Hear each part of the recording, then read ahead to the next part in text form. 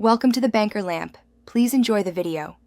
You start by creating the project with intent, set resolution and frame rate to match your deliverable, then choose the correct color space.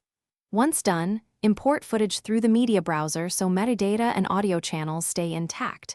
Make sure to generate 0, 5 proxies for heavy codecs and apply the 1, 2, 0 patch if prompted. This saves time during editing and avoids timeline stutters. So do it now and move straight to organizing bins and timeline placement. Now you build the cut. Lay down your selects, use ripple edits to preserve timing, and unlink clips only when necessary. Once the structure is stable, switch to the node-based color workspace and apply an appropriate LUT, then refine with tracking masks for faces and highlights. This keeps skin tones controlled while protecting skies. Make sure audio is normalized to around -3 dB.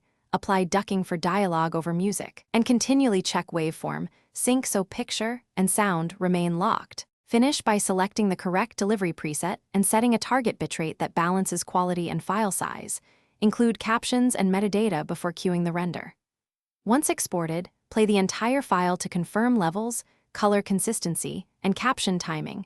Do this on a reference monitor if available.